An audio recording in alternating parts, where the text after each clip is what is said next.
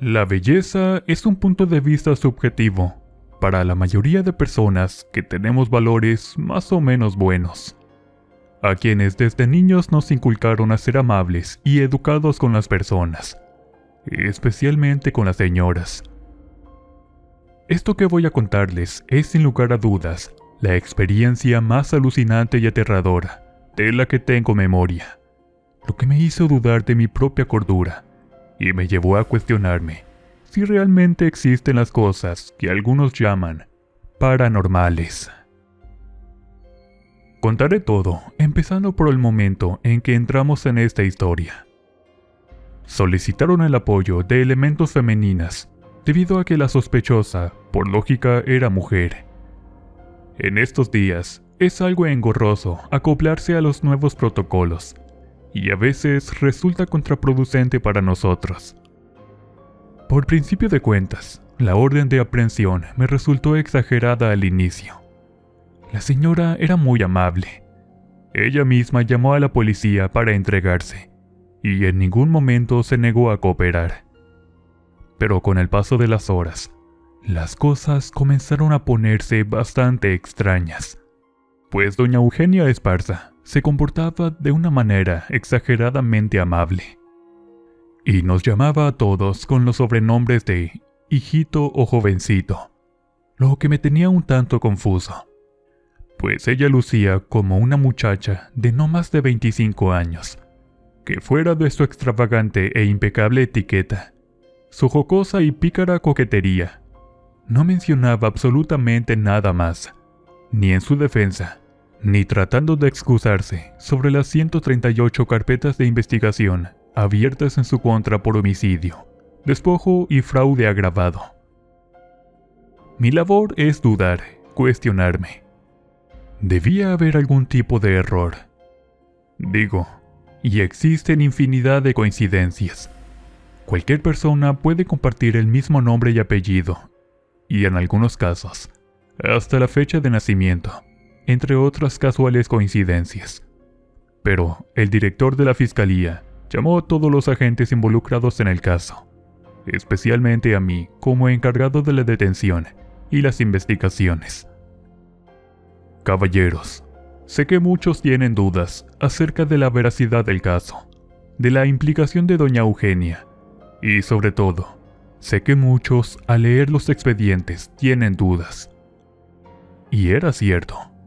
Muchas de las cosas no coincidían, especialmente la participación de la señora Esparza en todo esto. Pero el jefe continuó. En el año de 1918, se registró el primer acontecimiento relacionado con una mujer que se casaba con viejos millonarios para poder heredar las enormes fortunas que estos poseían. Al inicio los sucesos eran aislados, pero cuando las cosas comenzaron a escalar, se le empezó a conocer como la Viuda Negra.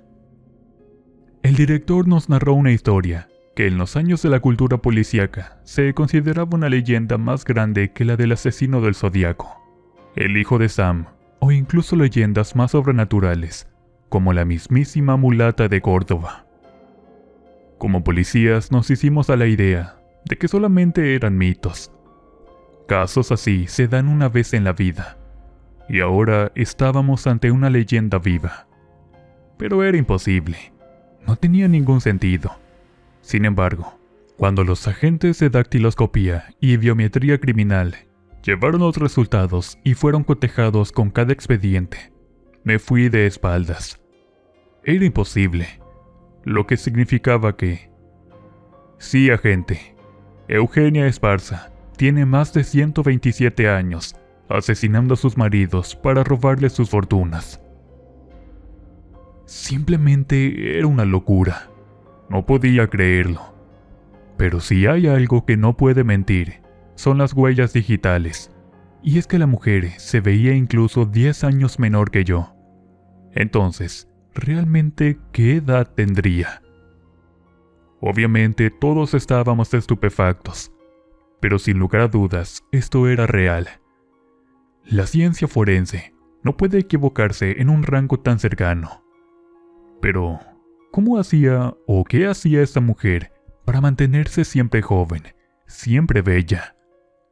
La respuesta llegó a nosotros por sí sola. La misma doña Eugenia pidió registrar a detalle todo cuanto ella iba a desvelar. No sería algo sencillo, ni fácil de digerir, por lo que fuimos 8 agentes quienes estuvimos presentes en lo que cotidianamente sería una declaración de rutina. La dama no bebió agua, ni ingirió ningún tipo de alimento, desde el momento de su detención, aunque no podía llamarle precisamente una detención, pues ella llamó personalmente para entregarse. Supongo que con el paso del tiempo, el remordimiento o la angustia moral la estaban consumiendo. Lo narraré en primera persona, para ver si juntos logramos entender esto, que a pesar de las pruebas, me resulta difícil de aceptar. Bajo el nombre de Eugenia Esparza, vine a América junto con 6 integrantes, más de lo que podemos llamar una colonia. Lo recuerdo como si hubiera pasado recientemente. Los barcos eran incómodos. Nada que ver con los lujosos transatlánticos de la actualidad, o los lujosos yates, de los cuales poseo varios. No, todo estaba cubierto de humedad. Había personas enfermas, y al venir huyendo de la madre patria, no podíamos darnos el lujo de destacar. Éramos simplemente 7 hermanas y nada más. Pero después de meses en alta mar, el hambre comienza a hacer estragos, y mis hermanas decidieron tomar a los más enfermos y pobres de la tripulación.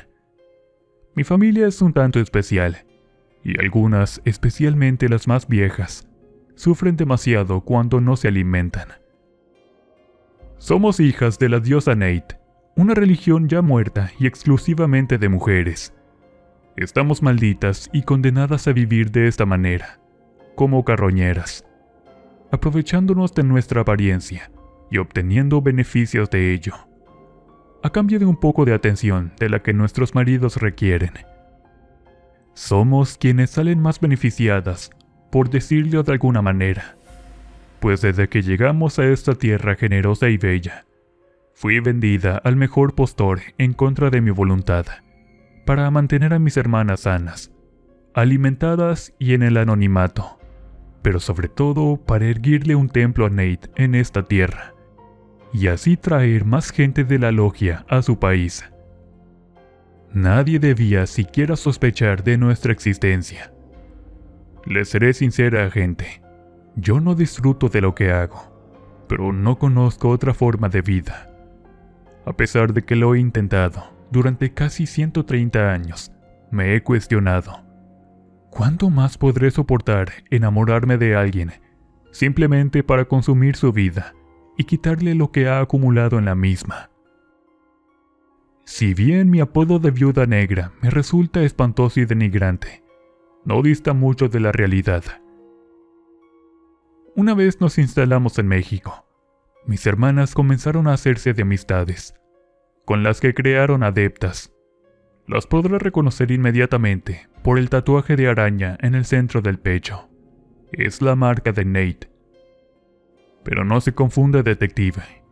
No se trata de un montón de viejas locas resentidas con el mundo, embriagándose y participando en bacanales solo por diversión.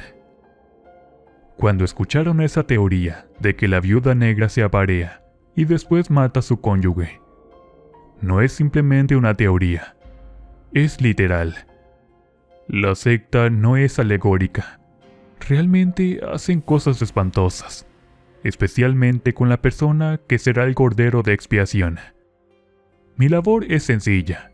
Yo los atraigo, los seduzco, les inoculo mi veneno, y el resto lo podrán ver cuando cateen el lugar a donde les llevaré.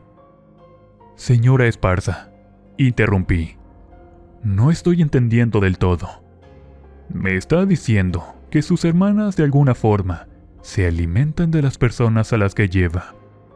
¿Esa secta es vampírica o algo por el estilo? La mujer se levantó un poco seria, sumamente atribulada y avergonzada. Se despojó de su abrigo, su chaqueta, su blusa y su sostén. Al darse la vuelta, Horrorizados vimos 8 incipientes apéndices, que parecían patas de araña, atrofiadas, como si desde hacía mucho tiempo alguien las hubiera quemado a propósito. Dios santo, ¿puedo preguntar? Pero la dama me interrumpió. Lo que a ella le hicieron fue una especie de castración, una advertencia de que debía ser sumisa y obedecer a la líder. Algo para que nunca se le olvidara que ella solamente era una sirvienta, una esclava al servicio de la logia. Un doloroso recordatorio para que nunca se le pase la mano al momento de llevar a su presa ante la fraternidad de Nate. Y si bien ella tenía sus capacidades predatorias limitadas, sus hermanas no tenían esa deficiencia, lo cual significaba que las otras 6 hermanas tenían sus cualidades al 100%. Y no sabíamos si eso de alguna manera era bueno o malo para la incursión a la que nos estábamos preparando. Eugenia estaba visiblemente arrepentida y harta de la vida tan vacía que llevaba, de la que la usaron para lo que ella llamó algo tan vulgar como para ser una ladrona y prostituirse contra su voluntad al mejor postor. Tal cual quería acabar con todo esto, y aunque al inicio no sabía cómo acercarse a nosotros sin ser blanco de un ataque con toda la fuerza policíaca, hizo una llamada telefónica, buscando al director, quien era un gran fanático del caso, dando los pormenores y detalles que solo un gran experto conocería. Fue como captó la atención de nuestro superior, lo que llevó a hacer el cuidadoso operativo. Una vez acordado que la señora Eugenia nos apoyaría en el caso, para encontrar, neutralizar y disolver esa peligrosa secta, ella misma se ofreció a llevarnos directamente hasta la locación donde se llevaban a cabo los terribles e inhumanos sacrificios a la diosa araña Nate. Y aunque es verdad que he visto una gran cantidad de sectas antes, nunca pasaba de las mismas salvajadas de siempre. Las cosas atroces que comúnmente son hechas solo por odio o alguna razón meramente humana. Pero lo que vimos al adentrarnos en ese submundo atroz y misterioso nos hizo estremecer de pies a cabeza. Todo lo que la señora Eugenia había dicho era verdad. Desde el mismo momento en que entrabas a ese lugar, se notaba el inmenso lujo. Simplemente la puerta principal era enorme, de maderas finas y herrajes de plata. Y eso no era todo. Los detalles, que debían ser de orfebrería clásica, también eran de oro y plata. Y por ello era que mandaban a Eugenia a conseguirse solamente maridos ricos. A simple vista, era posible adivinar que se gastaron verdaderas fortunas simplemente en la construcción de esa especie de santuario. Por principio de cuentas, la arquitectura hacía alusión a un Partenón griego. Había decorados laminados por todas partes, estatuas dignas del mismísimo Miguel Ángel. La opulencia era tal que ni siquiera en las catedrales más majestuosas se había visto algo similar.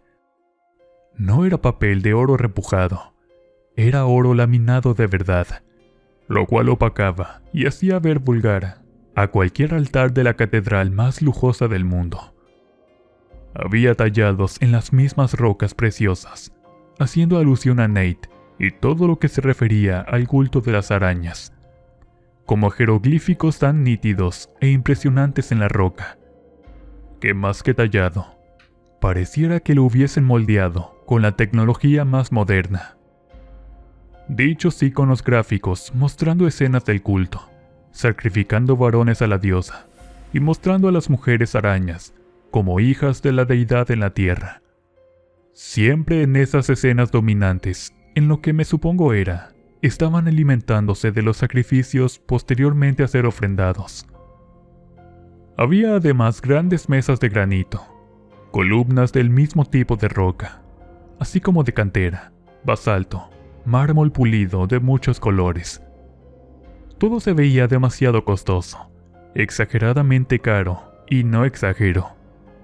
Quien creó esa maravilla de construcción debió haber cobrado fortunas inmensas para lograr culminar semejante obra.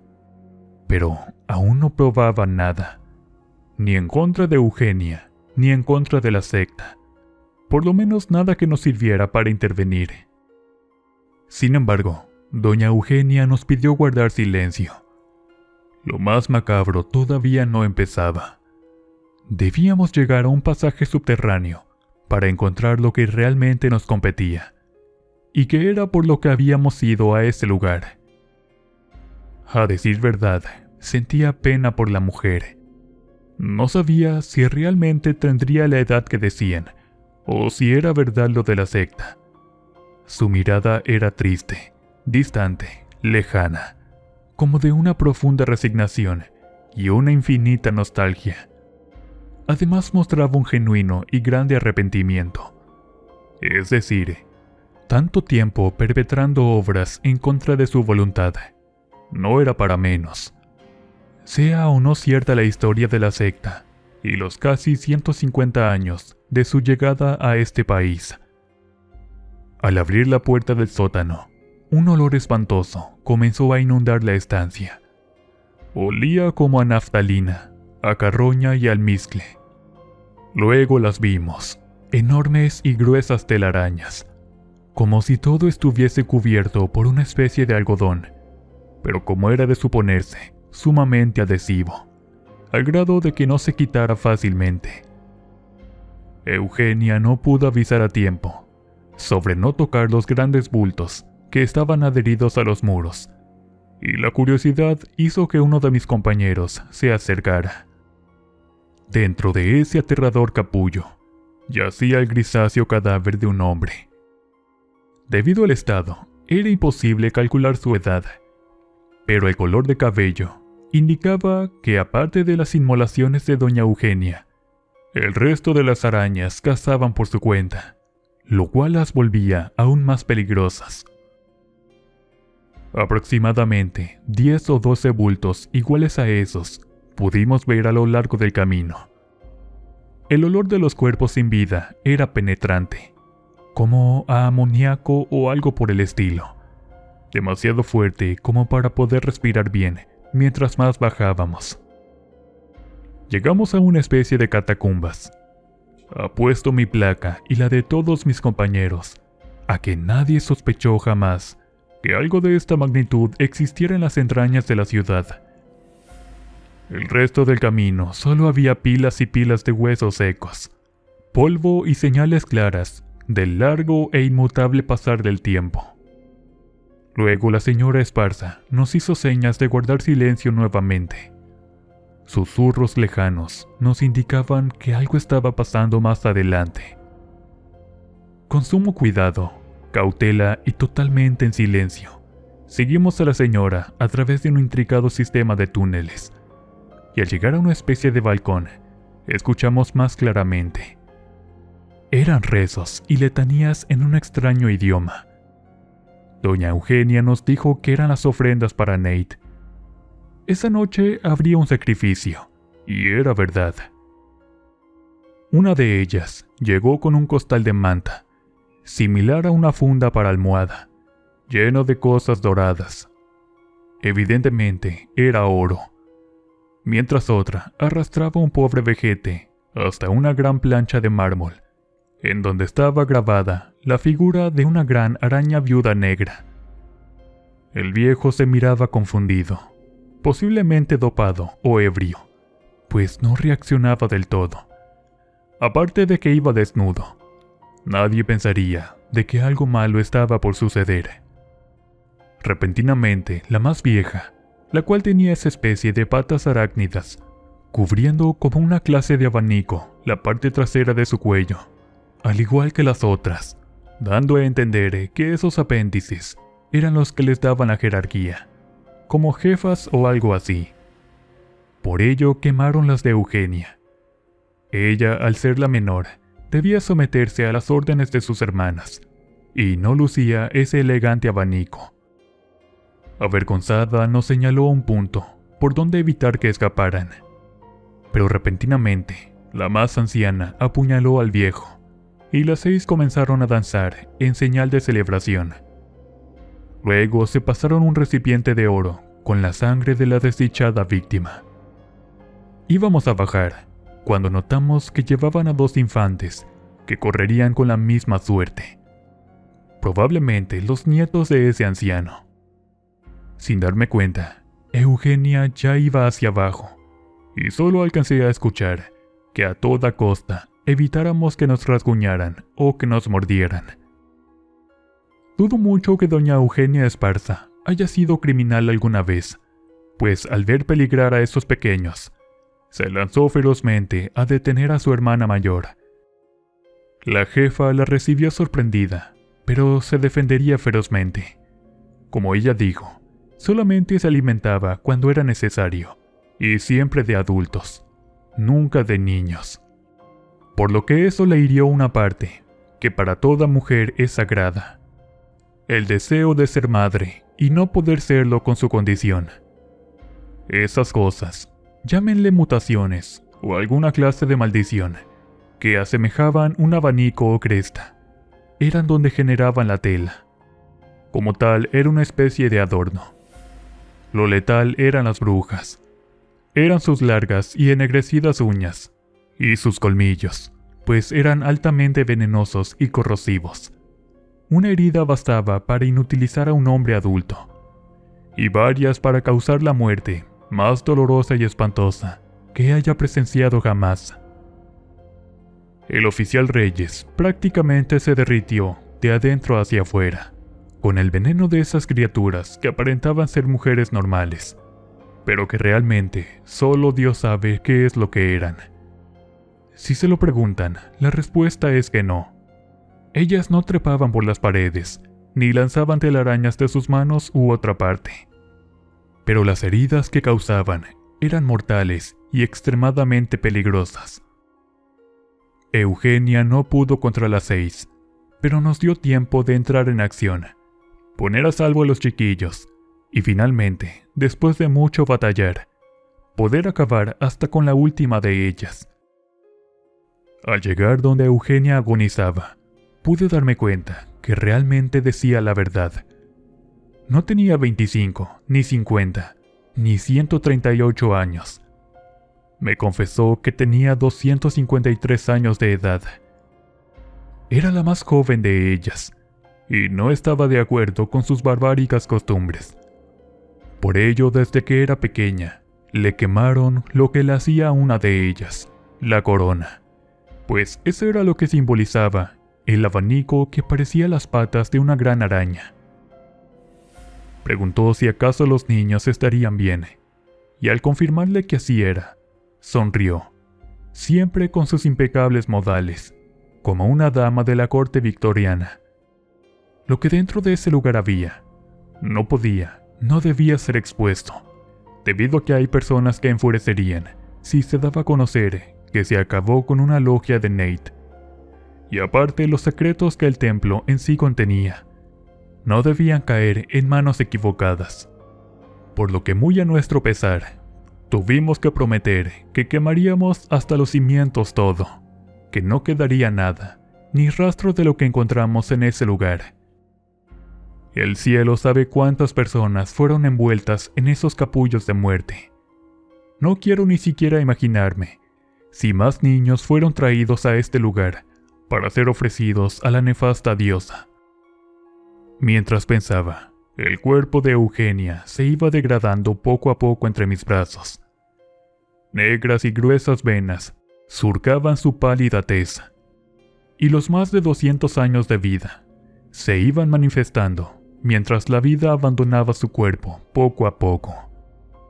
Ni yo ni ninguno de mis agentes dimos crédito al horror que acabábamos de presenciar. Al fallecer, su cuerpo se hizo como una fina ceniza, resquebrajándose solo con la caricia de la brisa de la madrugada. Teníamos 2 grandes problemas. No podíamos decir nada de lo que sucedió, y debíamos hacer ver que el caso de la viuda negra estaba cerrado. Pero el jefe no nos creyó. De no ser por la carta que doña Eugenia le dejó, todos habríamos sido presos inmediatamente. Soy el teniente Sigüaren Rivas. Estoy a cargo del área especializada contra crimen organizado. Estuve a nada de perder mi placa y mi carrera, que de no haber visto lo que atestiguamos aquella vez, difícilmente lo habría creído.